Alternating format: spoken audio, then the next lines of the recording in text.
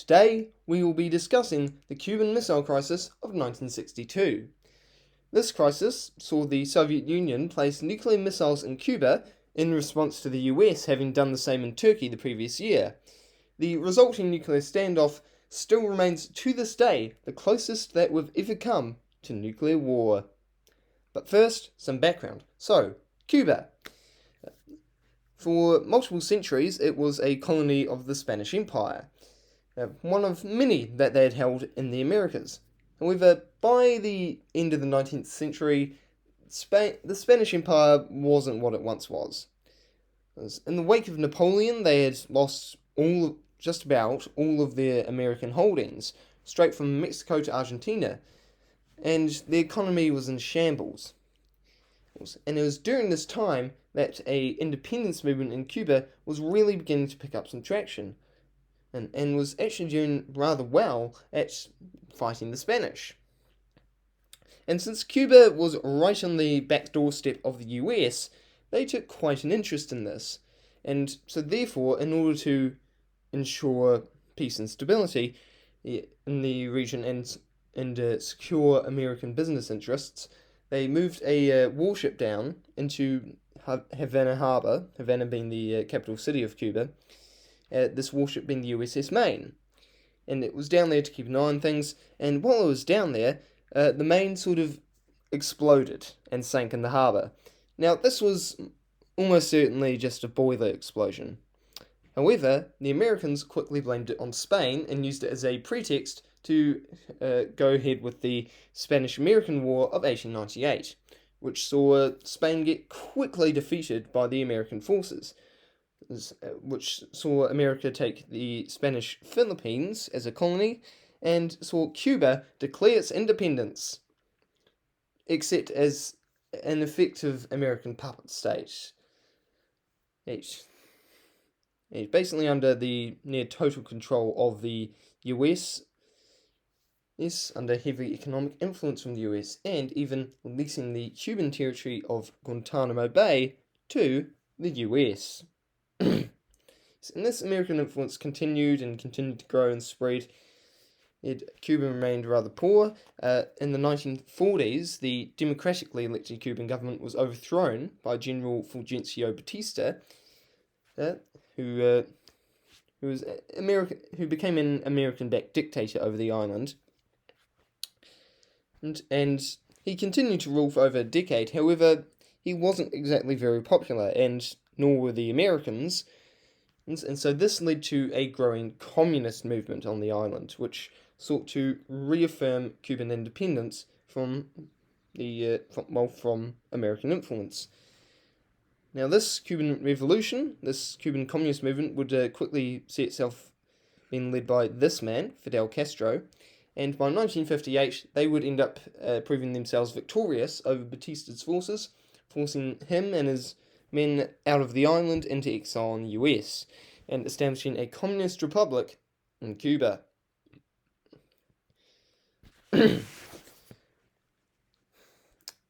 Now, this was occurring in amidst the wider context of the Cold War, which of course saw the Soviet Union and the US face off against one another in a great ideological battle of communism and capitalism. So the Soviet Union by this point was being led by Nikita Khrushchev. He had managed to take power over the Union after the death of Joseph Stalin in 1953. And he was something of a reformist. He was still a communist dictator, of course, but he wasn't quite as hardline and brutal as Stalin had been. And of course, famously actually denounced Stalin in his secret speech and engaged in a series of policies which would become known as de-Stalinization. And he was also something of a showman. He liked sort of big flashy policies and technological advancements which would get in the news and make him look good, like the Tu-114, at the time the largest passenger aircraft in the world, which was completed under his premiership. And he sought to continue to advance the Soviet Union's position on the world stage, and continue the Cold War with the US. Now, the US, during the Cuban Revolution in 1958, the US was still under the presidency of Dwight D. Eisenhower, who's still to this day best remembered for being the Supreme Allied Commander of Europe during World War II and leading the D-Day landings. But by the time of the crisis in 1962, it was actually being led by this man, John F. Kennedy, of the very wealthy Kennedy family of New England, a family of very wealthy Irish Catholics. And in fact, Kennedy was the first ever Catholic president of the US. He was also something of a war hero, having actually used his family connections to get him into the Navy in the war, which under normal circumstances he wouldn't have actually been able to get into because of his chronic back pain and other health conditions, but he used his family's connections to get him into military service, during which time he saw himself in command of a PT patrol boat, which was rammed and sunk by a Japanese ship, with Kennedy then basically dragging his men from the wreckage through the water to dry land. And yeah, so he was also something of a war hero, a rather experienced senator and debater, and whilst he was still a very young politician for the time, and in some regards, he was viewed as being rather inexperienced, he did still certainly try his best. He was still certainly committed to the role. When still sought to continue to fight the Cold War with the Soviet Union.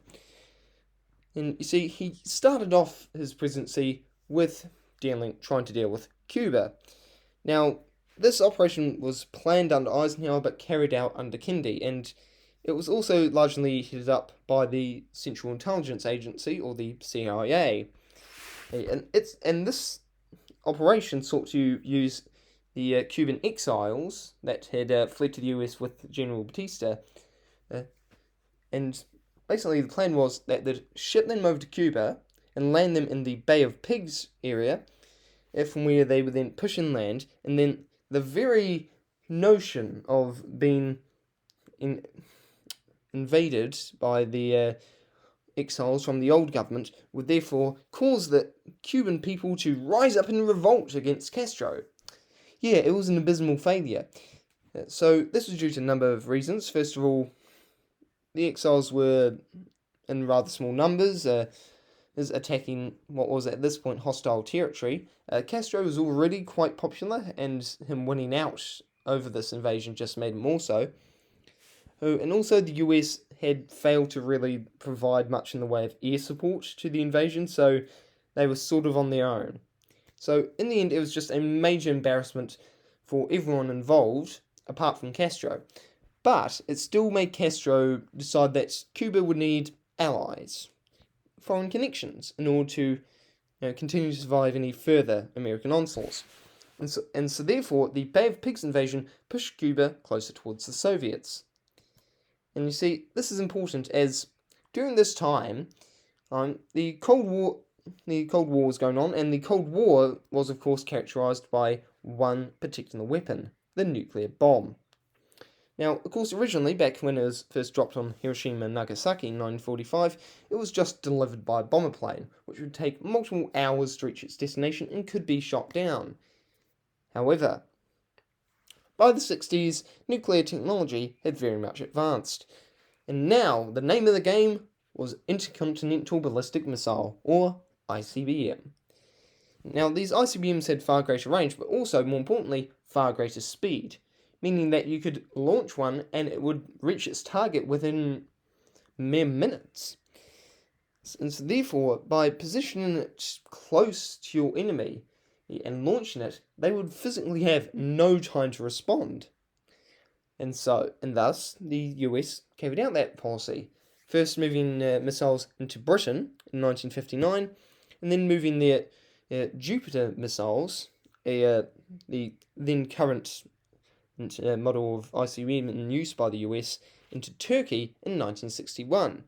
This was also done partially out of a fear of what had become known as the missile gap, which was the belief that the Soviets had significantly more nukes and ICBMs than the US, and so therefore the US would have to compensate by positioning its nukes closer to the Soviets, where they'd be more damaging. This wasn't the case. The US were actually the ones in the lead, but they didn't know this for sure. Now, placing missiles in Turkey so close to the Soviet Union really annoyed Khrushchev, and he now wanted to find a way to get back at the Americans. And he did this with Cuba. So the Soviets went to Castro and basically gave him a deal. We'll put Soviet missiles in Cuba, and in response, in return, we'll give you foreign aid.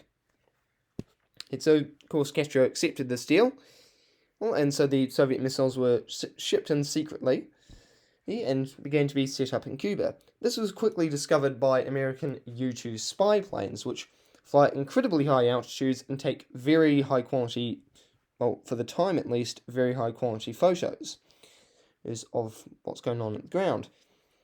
And now, including this photo right here, which, as we can see, shows Soviet missile installations being set up. This was then sent to the White House and the military high command, which then confirmed it by the 16th of October. And with that, the Cuban Missile Crisis had begun. So Kennedy was, of course, extremely worried about this, and so he called on ExComm, or the Executive Committee on National Defense, to try and come up with a solution to the problem and figure out how they were going to actually react. So they basically had 5 options, and they began sort of weighing them up. So first of all, they could just do nothing.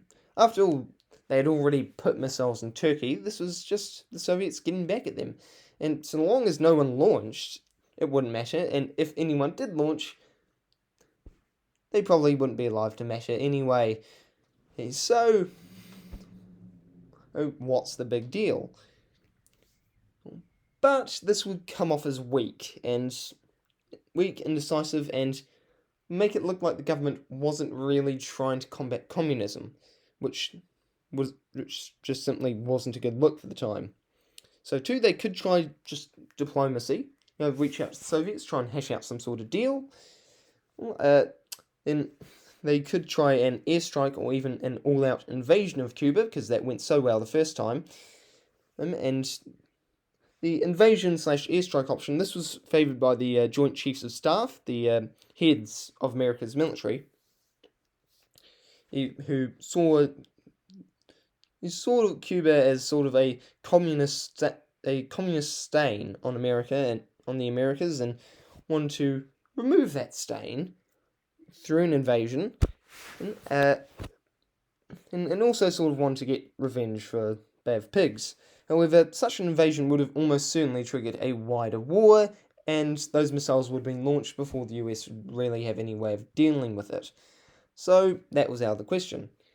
And then the final option, a blockade, as whilst they knew that the Soviets had positioned their ICBMs, the actual missiles themselves, in Cuba, they weren't entirely certain if the Soviets had actually managed to get the nuclear warheads in. These warheads being the bit with the actual nuclear bomb. And without them, you'd just have a missile. So it wouldn't really be that useful. So long as they could just prevent the Soviets from actually getting the warheads into Cuba, it would be just fine. Of course, the warheads were already in Cuba, but they didn't know that for sure at the time. And see, Kennedy, he needed a win. He felt that he needed a win, as, well, by this point in his presidency, he had already had to deal with the absolute abject failure of the Bay of Pigs invasion, and had also had to deal with the construction of the Berlin Wall, both of which had made his government look somewhat incompetent and weak against the communist threat. And so he felt that he needed to take some sort of decisive action against the communists. And so he chose option 5, a blockade. But it's not called a blockade. It's called a quarantine, because a blockade would be an act of war, whereas a quarantine is just a quarantine. And it's just preventing anything from getting in or out of that island. Perfectly fine. And this is where the crisis really escalates and turns into a real sort of nuclear standoff, as both sides it's sought to try and get the other to just bow down and admit defeat. There was a famous quote from, I believe, Robert F. Kennedy, John F. Kennedy's brother and the Attorney General at the time, who said, "We're staring eye to eye, and the other staring eye to eye." Right? And that was true. The Americans and the Soviets were staring eye to eye. They were seeing who would blink first. Just who would actually stand down and take the defeat first. And it wasn't entirely clear who that would be. And so until they got that ultimate resolution, the standoff would just continue and get more and more tense, with the US even upping its level of military readiness up to DEFCON 2. Now, the DEFCON system is the level of preparedness of the US military. It's how prepared it is for the event of a war. The highest level is DEFCON 1, and the lowest is DEFCON 5. So DEFCON 5, everything is normal. DEFCON 1 means that a nuclear war is either imminent or has already begun. The US moved up to DEFCON 2 during this, and this remains, to this day, the only time that the United States has ever moved up to DEFCON 2. So, a lot of strong emotions from both sides, so naturally they try and get some secret negotiations underway. And whilst it is slow going at first, they are eventually able to begin to come towards an understanding. And during this, one of the most tense and potentially consequential incidents of the whole crisis occurred with a Soviet submarine, B-59. As B-59, it was sailing in the waters around Cuba. It was submerged, and some US Navy vessels had detected it and wanted it to surface to inspect the submarine to make sure that it wasn't getting up to anything particularly harmful to the US. So they tried getting in contact with it over the radio, no response. So therefore, the next logical step was to start dropping grenades into the water, which would then explode, make a loud banging sound on the hull of the submarine, and therefore force them to surface. So the submarine thought that they were being depth charged, and the commanders of the submarine decided that, well, this must mean that war has now begun, and so therefore we need to launch our missiles before we get blown up. And usually that would have just been it. That two officers would agree, and the missiles go up, the world ends. However, it just so happened that on this particular patrol, there was a third officer, a Mr. Vasily Arkhipov, and he disagreed. He felt that it was actually a better idea to instead surface the sub and try and get back in communication with Moscow just to see exactly what the situation was. And eventually he was able to win out, thereby averting nuclear war. And that incident still remains to this day quite possibly the closest that we've ever come to nuclear war on a global scale. Now, this was quite frightening for both sides involved, and so they eventually came to an agreement by the 28th of October, ending the Cuban Missile Crisis. So the agreement that they sort of came to was that the American missiles in Turkey would be removed in exchange for the Soviet missiles in Cuba being removed as well, thereby making both sides more or less happy. Both sides get roughly what they had wanted out of this in the first place. Everyone's happy. And also, a lesson that was sort of learnt from the difficulty that both sides had in communicating with one another during the crisis led to the establishment of the Washington DC to Moscow hotline, which would directly connect the White House to the Kremlin, the President to the Soviet Premier, so that in any such future crises, they'd be able to communicate with each other near instantly. And this sort of helped pave the way for the period of détente, which would eventually come more so in the 70s under Nixon, but would still see a general cooling of relations between the two sides, as we can see here with Kennedy being met in the White House by Deputy Premier of the Soviet Union, Anastas Mikoyan. Now, the Cuban Missile Crisis, to this day, still has very wide-ranging and wide-sweeping impacts. So, first of all, Cuban-Soviet relations deteriorated massively following the crisis, as de Castro, he felt betrayed and backstabbed. He felt that the Soviets had suddenly come in giving him lofty promises, and had then just backed out with their tail between their legs. He felt abandoned, and he felt, therefore, that Cuba needed a more independent foreign policy, needed to be able to rely on itself for its own defence. And so it did, and so Cuba would continue to take a more independent foreign policy from the Soviets, which would eventually lead Cuba towards sending volunteers to Angola during the Civil War, which would effectively turn the Angolan Civil War into a proxy war between Cuba and South Africa.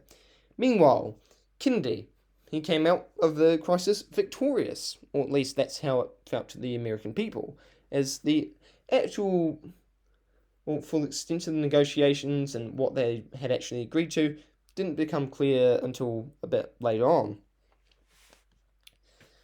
And so, to the American public, Kennedy had gotten the Soviets to actually back down from something, let alone something as important as the placement of nuclear missiles right on America's doorstep. So this greatly increased Kennedy's popularity with people, further reinforcing his presidency. Meanwhile, over in the Soviet Union, Khrushchev didn't receive the same warm welcome as to the rest of the Communist Party of the Soviet Union, to the rest of the Politburo. Khrushchev had tried to go into Cuba to challenge the US and then back down from that challenge. It made him come off as weak, and he had already been embarrassed by a number of failures, such as the Virgin Lands Initiative, which had seen him attempt to make Siberia useful by planting corn there, only for the harvest to then fail and make him look like a moron. And so in 1964, only 2 years after the crisis, Khrushchev would be ousted from power and replaced by this man, Leonid Brezhnev, and his eyebrows. And he was a bit more of a Stalinist. He reversed a number of Khrushchev's more reformist policies and ideals, and pushed the Soviet Union back a bit more back towards how it had been under Stalin. But still the Soviet Union was still a bit more liberal than they had been back then. So net positive. So overall, the Cuban Missile Crisis saw the Soviets go into Cuba and go out of Cuba, and saw the US come off as victorious against the Soviet Union, and ended up becoming one of the most famous and one of the most salient single incidents of the entire Cold War, and remains to this day the closest that we've ever come to a nuclear war. And as such, its consequences still reverb right towards the modern day. For example, since Khrushchev was replaced by Brezhnev as a direct result of the crisis, it therefore led to the Soviet invasion of Afghanistan under Brezhnev's rule, which would eventually lead to the disastrous American withdrawal from Afghanistan in 2021. And how the invasion of Afghanistan in the first place was also a major reason why the Soviet Union ended up collapsing. So the Cuban Missile Crisis has had truly wide-sweeping impacts on the world as we know it. So, thank you very much for watching. Please like, comment, and subscribe if you liked the video. If you have any questions about the topic at all, please leave them in the comments down below, and I will be sure to answer as many of them as I can. If you'd like to see me cover any other topics, then please also leave those in the comments down below, and I'll look into it. And I'll see you all in the next video. Goodbye.